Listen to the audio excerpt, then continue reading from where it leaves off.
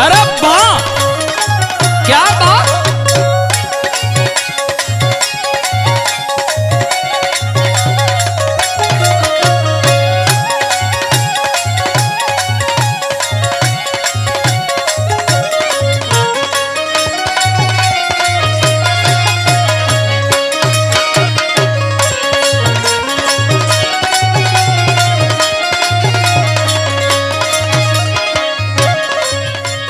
अच्छा बाबूजी, हम मुद्रिका लाल गौतम, भोजपुरी गायक, भारत नहीं विश्व में जन्मे अपने संतों महापुरुषों गुरुओं को नमन करता हूं।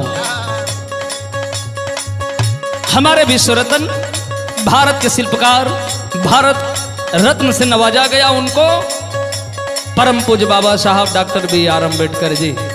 क्या कह सकता हूं उनके लिए, जितना कहूंगा उतना ही कम रहेगा।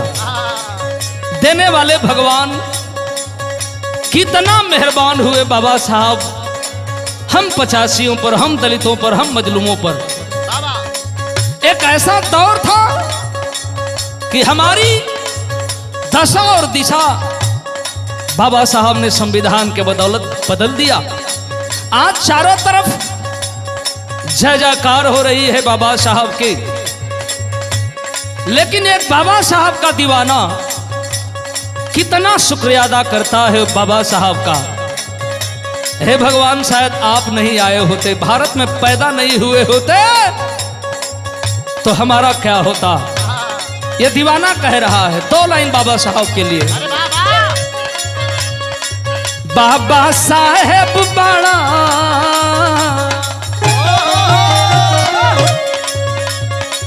बाबा साहेब बड़ा बहुजन के रताना।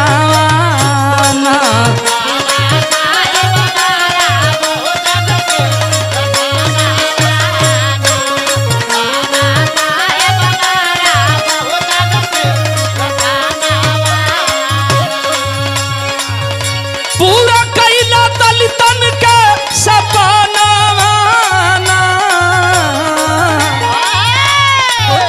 पूरा कैला दलितन के सपना।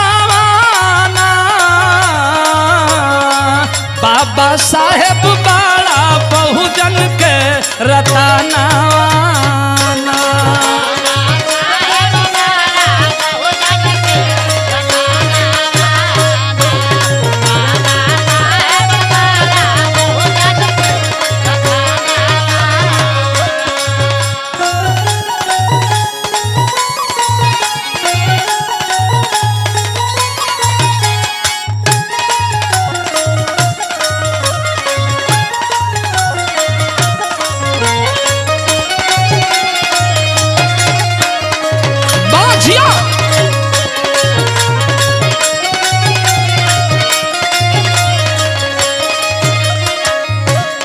ऐ मेरे बाबूजी, आज भारत कर्जदार है बाबा साहब का।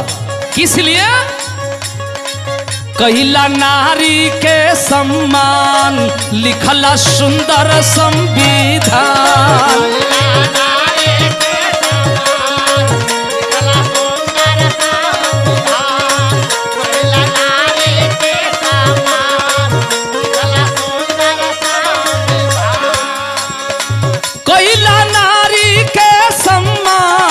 लिखला सुंदर संविधान।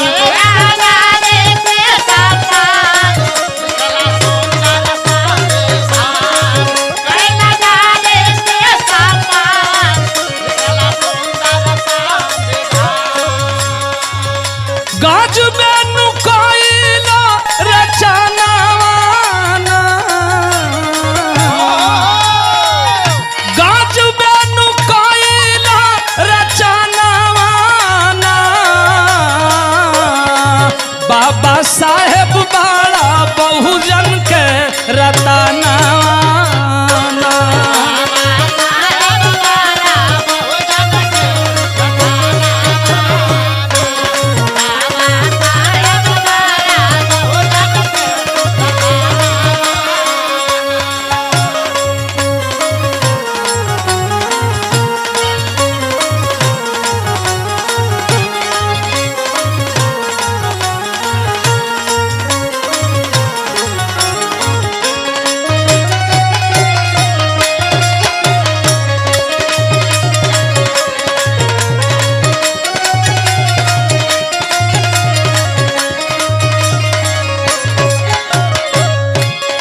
मेरे देने वाले दाता, नारी को सम्मान, बहरों को कान और गांधी जी को प्राणदान।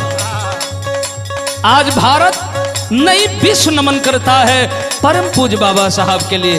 अंतिम लाइन में कहना है मुद्रिका लाल गौतम के ओर से, सुनला दलितन के पुकार, दिहला पूरा अधिकार।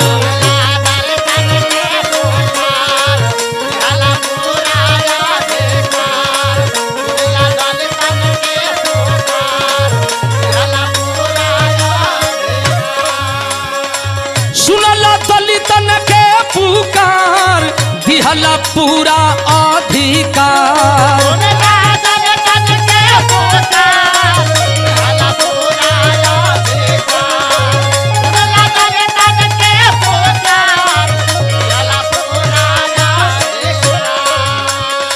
मुद्रिका विवेक चूमे राउरा चराना,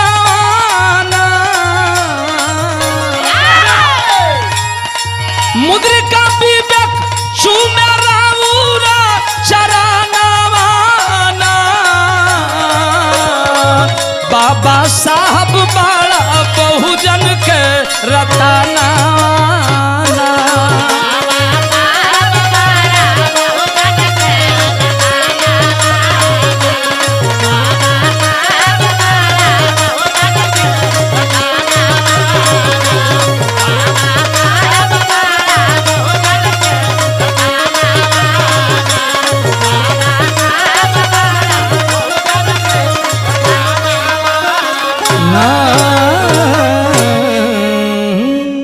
जय भीम, जय भारत, नमो बुद्धाय।